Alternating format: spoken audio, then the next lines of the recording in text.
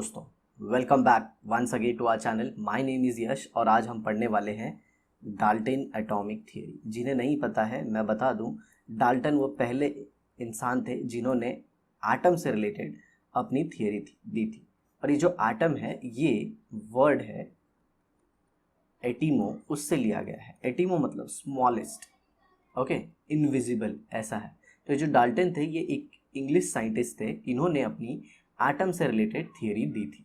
ठीक है, पहले ये सोचा जाता था कि अगर कोई आपके पास सब्सटेंस है और उसे तोड़ा जाए तो सबसे छोटा पार्ट क्या आएगा। तो डाल्टन जी ने बताया कि सबसे छोटा जो आता है वो एटम होता है। तो चलिए हम उसे पॉइंट वाइज समझने की कोशिश करते हैं। तो सबसे पहला जो पॉइंट है डाल्टन एटॉमिक थियरी का वो ये है कि atoms are the smallest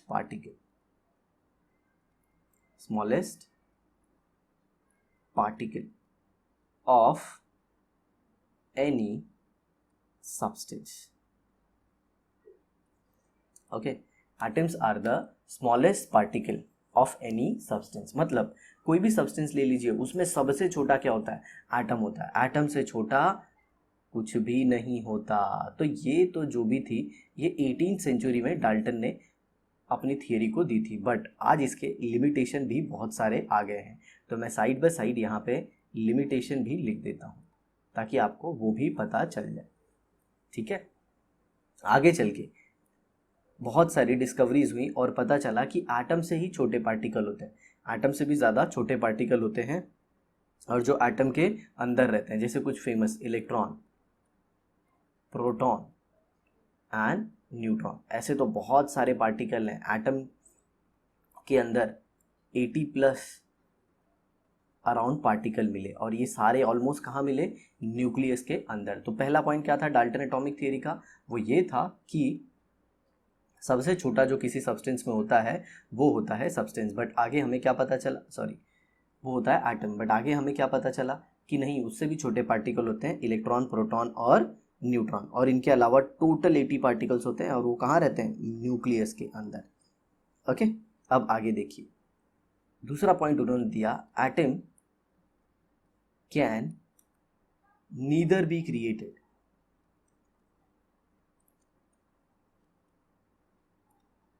nor destroyed. Atom को ना तो बनाया जा सकता है और ना ही समाप्त किया जा सकता है। ठीक है, बट आगे चल के जैसे जैसे डिस्कवरी हुई हमने देखा कि एटम को बनाया भी गया और उसे तोड़ा भी गया। जी हाँ, आपको भी पता होगा न्यूक्लियर फ्यूजन और फिजन रिएक्शन। फ्यूजन मतलब जोड़ना और फिजन मतलब तोड़ना। तो देखिए इसमें डाल्टन की कोई गलती नहीं है, क्योंकि डाल्टन ने जो ये अपनी थियरी दी थी ये फर्स्ट थियरी थी और ये कब आई थी? 18th सेंचुरी में। सोचो इतना पहले। अब आगे देखिए उन्होंने जो नेक्स्ट पॉइंट दिया वो कुछ इस तरह था, एटम्स ऑफ, ऐसे लिख देते हैं, all the atoms of an element are identical. एक ही एलिमेंट के सारे एटम क्या होते हैं? आइडेंटिकल। और किस चीज में वो आइडेंटिकल होते हैं? सबसे पहले तो उनका मास, एटॉमिक मास या फिर वेट कह सकते हैं।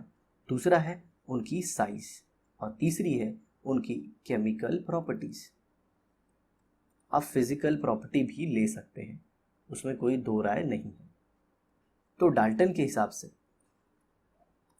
अगर सारे एटम्स एक ही एलिमेंट के हैं तो उनका एटॉमिक मास भी सेम होगा, उनकी साइज भी सेम होगी और उनकी केमिकल प्रॉपर्टी भी सेम होगी। जैसे मान लीजिए आपने दो आयरन के एटम ले लिए तो ये दोनों ऑलमोस्ट आइडेंटिकल होंगे। बट मैं आपको बताना चाहूँगा साथियों, आगे चल के ये भी गलत हो गया। कैसे? डिस्कवरी हो गई आइसोटोप्स की। अब आइसोटोप्स क्या होते हैं? Iso means same, okay, topes मतलब atom of element having same atomic number. Atoms of same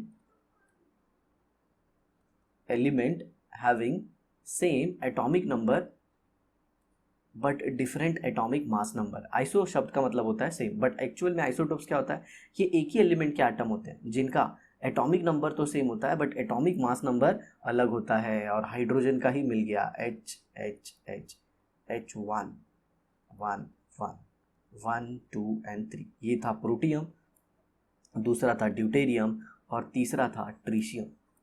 okay, ये इसके बारे में हम ज़्यादा डिस्कशन नहीं करेंगे। तो ये था तीसरा पॉइंट कि एटम एक ही एलिमेंट के आइडेंटिकल होते हैं, बट ऐसा नहीं मिला। अब जरा नेक्स्ट पॉइंट देखिए उन्होंने क्या दिया। ये इसी पॉइंट का था, मैं बस इसे कट करके दूसरी लाइन में लिख रहा हूँ। All the atom of different element, all the atoms of different element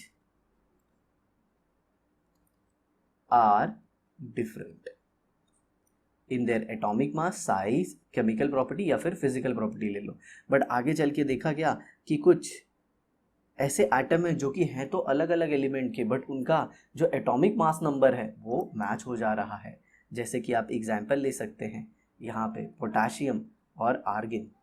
okay, ये कितना है 19, ये कितना है 18, बट इनके एटॉमिक मास कितने हैं देखिए सेम 40, या फिर आप एटॉमिक वेट कह सकते हैं। तो ये भी गलत हुआ। चलिए एक बार क्विकली सारे पॉइंट रिवाइज कर लेते हैं। पहला क्या था कि सबसे छोटा एटम होता है, एटम से छोटा कुछ भी नहीं होता। बट हमें क्या पता चला कि एटम से भी छोटे होते हैं। अरे वो क्या होते हैं, एटम से छोटा प्रोटॉन होता है, न्यूट्रॉन होता है, इलेक्ट्रॉन भी होता है। अरे सर ये तो पता ही नहीं था। दूसरा देखिए, atom can neither be created nor be destroyed, ना तो एटम को बनाया जा सकता है और ना तो डिस्ट्रॉय किया जा सकता है। बट ऐसा पता चला एटम को बनाया भी जा रहा है और डिस्ट्रॉय भी किया जा रहा है। डिस्ट्रॉय मतलब तोड़ना, कैसे, फिजन से, और बनाना कैसे, फ्यूजन से। आगे देखिए, हालांकि ये फिजन फ्यूजन रिएक्शन सन के अंदर कंटिन्यूसली होते रहते हैं। All the elements, all the atoms, अगर सारे एटम एक ही एलिमेंट के तो सारे सेम होंगे। और नहीं, ऐसा नहीं हुआ। आइसोटोप की डिस्कवरी हुई और उसमें पता चला कि एक ही एलिमेंट के सारे एटम सेम नहीं होते, वो अलग अलग भी होते हैं। और देखो फिर उसके बाद पॉइंट आया कि अगर एटम्स अलग अलग एलिमेंट के हैं तो वो अलग अलग होने चाहिए डाल्टन के हिसाब से। बट ऐसा देखा गया कि उनमें भी सिमिलैरिटी मिल गई। ये तो बहुत गड़बड़ हुआ। तो सर क्या डाल्टन की थियरी पूरी गलती हो गई क्या?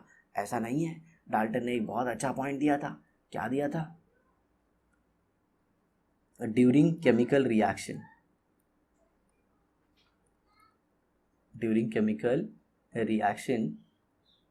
rearrangement of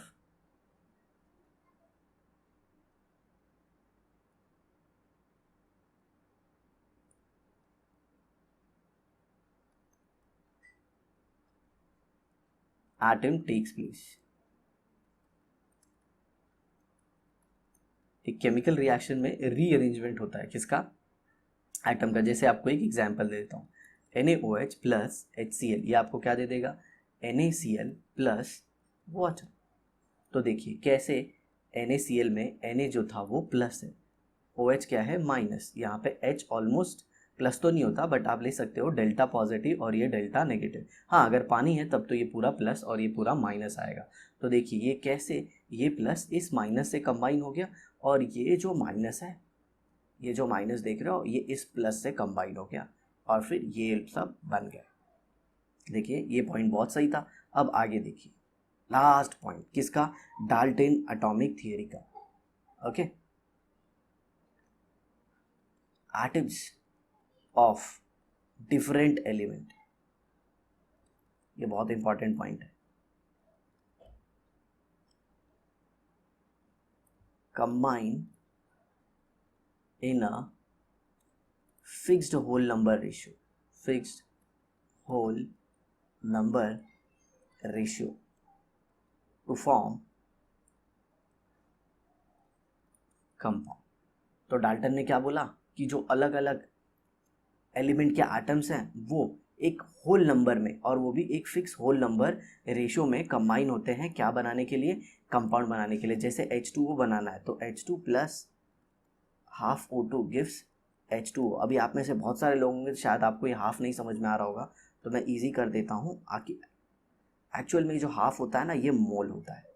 क्या होता है? ये मोल होता है। तो आपकी आसानियत के लिए मैं यहाँ पे कर देता हूँ 2 2H2 plus O2 gives 2H2O। तो देखिए हाइड्रोजन एटम के टोटल अगर आप नंबर्स को चेक करो तो यहाँ पे 4 है और ये 2 है, तो ये देखो ये 4 और ये 2, तो इनका कॉम्बिनेशन कैसे होगा, 4 और 2। ऐसा अगर इसको 2 कर दोगे, मतलब यहाँ पे 4 है, अगर इसको आप 2 कर दोगे तो ये 1 हो जाएगा, लेकिन रेशियो चेंज नहीं होता है। बट मैं आपको बताऊं, और इस थियरी का ये लास्ट वाले पॉइंट में भी एक बहुत बड़ा ड्रॉबैक आ गया मेरे भाई। सर वो क्या ड्रॉबैक था, आगे चल के डिस्कवरी हुई किसकी, नॉन स्टोइशियोमेट्रिक कंपाउंड की। नॉन स्टोइशियोमेट्रिक कंपाउंड, सर ये क्या होता है, नॉन स्टोइशियोमेट्रिक कंपाउंड पढ़ोगे आप